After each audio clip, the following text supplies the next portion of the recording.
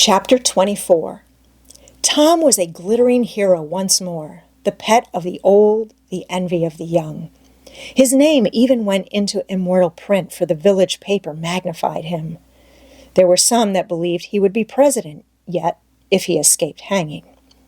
As usual, the fickle, unreasoning world took Muff Potter to its bosom and fondled him as lavishly as it had abused him before. But that sort of conduct is to the world's credit. Therefore, it is not well to find fault with it. Tom's days were days of splendor and exaltation to him, but his nights were seasons of horror. Injun Joe infested all his dreams, and always with doom in his eye.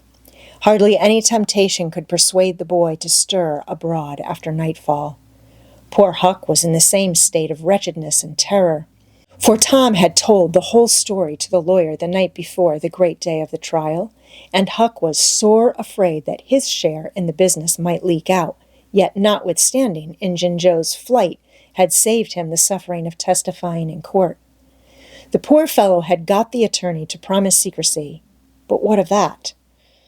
Since Tom's harassed conscience had managed to drive him to the lawyer's house by night and wring a dread tale from lips that had been sealed with the dismalest and most formidable of oaths, Huck's confidence in the human race was well nigh obliterated.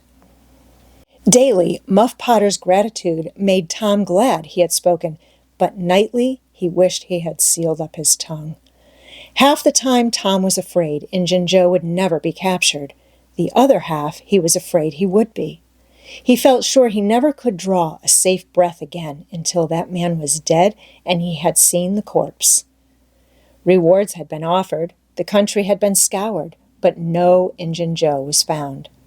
One of those omniscient and awe-inspiring marvels, a detective, came up from St. Louis, moused around, shook his head, looked wise, and made that sort of astounding success which members of that craft usually achieve. That is to say, he found a clue, but you couldn't hang a clue for murder, and so after that detective had got through and gone home, Tom felt just as insecure as he was before. The slow days drifted on, and each left behind it a slightly lightened weight of apprehension.